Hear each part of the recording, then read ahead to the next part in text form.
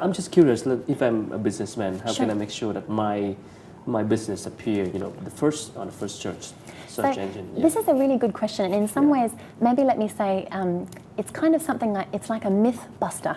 Okay. So when I say that, I mean many people have a perception or an understanding that when you search on Google, this white section of search, which is the organic search results, not in the advertising section. Okay, the free one, right? That's right. So they have this question about, how can I get in that top spot? Yeah, the first one. That's right. But you get lucky, right? Well, it's a little bit more than luck. Yeah, okay. But one of the things that is a misperception is people think that they can buy that spot. And this is something that's really important to explain to people. When you are on... So they cannot? They cannot buy it. It's Okay. not for sale. All right. And this is really important. Many people... But appear at the same time with the section of the That's advertising. correct. But what you What's the notice, difference what then? you notice is in that section that is white, this is what's called organic or natural search results. Okay. In the section where you have the light yellow colours, this is clearly advertising. And it's separated out because we want to make sure anytime that we speak to a consumer and we give them information, they understand very clearly what is organic or natural results and what are things that people are advertising. So that it's completely their choice if you click on a natural result or if you'd like to check out the advertising that's provided. The way that Google thinks about advertising is it's just information to answer a question that you're asking. And sometimes the best answer for a question is an ad. Now, if there is no business that meets the question that you're looking for, you won't see an ad because we want to give you something that is relevant to your question. And to your point, how can a business get into that top spot? There's actually maybe 2 or 3 things I would say that are the key to doing this. Okay. The first thing, and this is a very simple example, let's say that your business is a dentist. Okay, sure. Now, if your business name is Dr. Smile, I'm sure in Vietnamese it's very cute and it's very easy to understand that's something to do with teeth. Okay. But if nowhere on your website do you describe your services as part of a dentist service, when someone is searching for your business and they search for the word dentist or they search for the word braces or they search for a service that is associated with a dentist, can they find your site?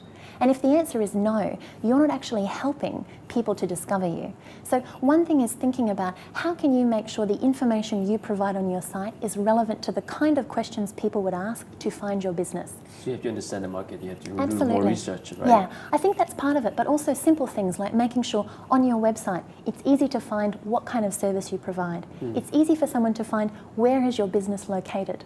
Something as simple as what are your opening and closing hours, so that when someone is searching, if they're on their mobile phone and you say I'm open until 7 o'clock at night, come on down, they know that actually right now when they're looking they could come to your business.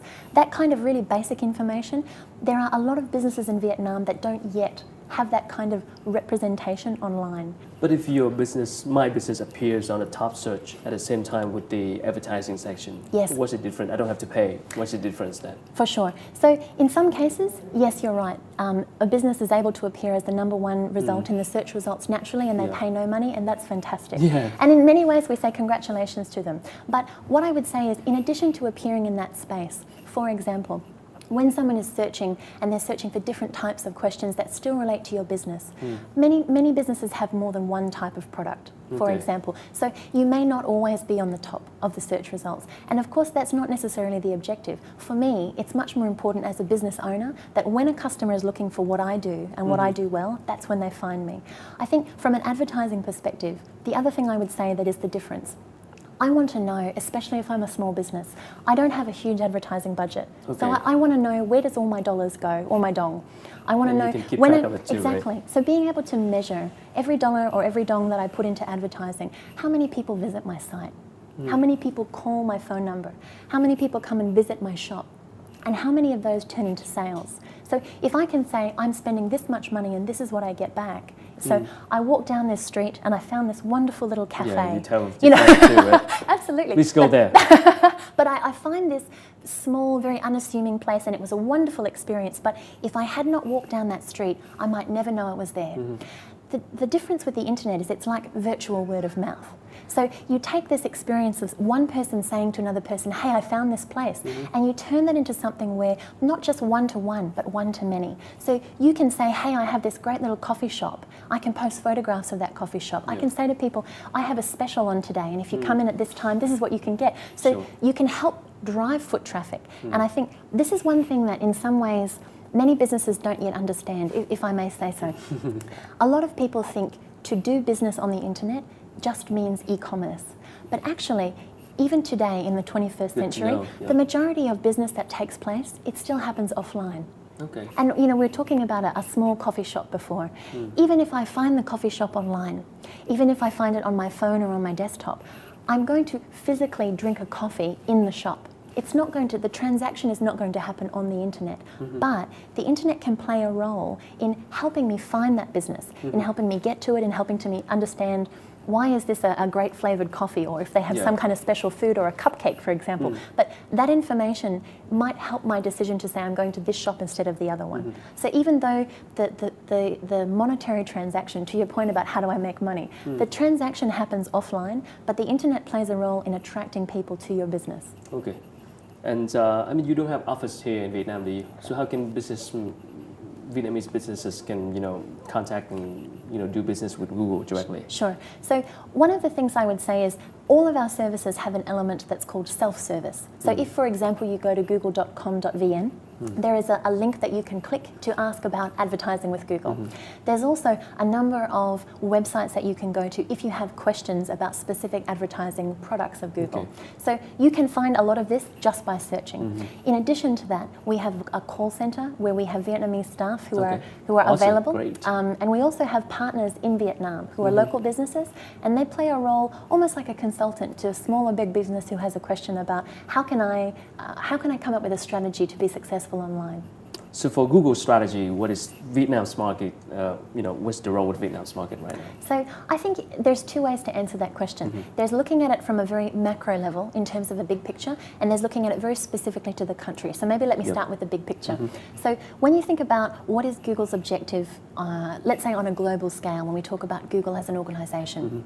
So a lot of people don't know this, but actually when we were first established, when we were founded, Google's objective was to organize the world's information and make it universally accessible and useful. So thinking about the world's information, it's a lot of information, and a lot of it is offline. It's not just text. It's poetry, it's books, it's music, it's videos, it's all kinds of information that right now might be not somewhere that is easily accessible for many people. It's almost like if you think about, and I'm sure that you still remember this, we are the right generation. When I was a university student, I spent a lot of time in the library.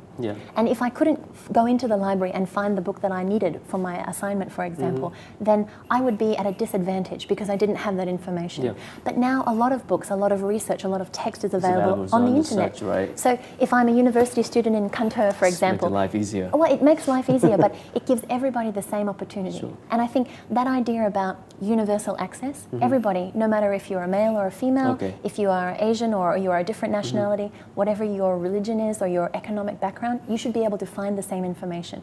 That's one thing. But finding the information and making sure it's useful to people, that's a different challenge. And I think that's something that we're excited about, trying to meet that need for people. Because it's as much about how do we help a student find something for their homework as how do we help a business connect with a customer and be able to grow.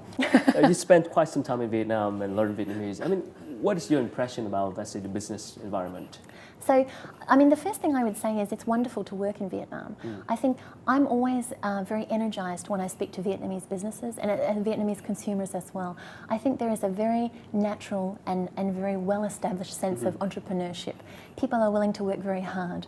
They're willing to look at ways to make their life and the lives of their loved ones much better. And in that sense, I think Vietnamese are very open to looking at ways to become more competitive, to looking at ways to improve their lives, ways to enhance their education, to get access to information. You might be interested to know, one of the #1 things Vietnamese do on the internet is they read news. So they're looking for knowledge, they're looking for information that can help them make decisions, that can help them make better business decisions, for example. That's a really positive place to be in. And I think it means that the internet has an opportunity to contribute to the continued growth of the country. Definitely. Thank you so much. I hope to see you next time. You're so very welcome. Thank you so much. Thưa quý vị, vừa rồi là những chia sẻ của chị Amy Kunropanya, là giám đốc truyền thông và đối ngoại của Google châu Á Thái Bình Dương, về những thông tin về Google, chiến lược của Google, cũng như là các phương thức để các doanh nghiệp có thể phát triển kinh doanh sử dụng công cụ tìm kiếm của Google và công cụ tìm kiếm quảng cáo trên mạng. Đến đây thì chương trình xin được phép được khép lại. Quý vị có thể xem lại chương trình trên trang web smartmoneyfbnc.com hoặc truy cập vào trang facebook.com/đồng tiền thông minh. Cảm ơn quý vị đã quan tâm theo dõi chương trình và hẹn gặp lại quý vị trong những chương trình kỳ sau.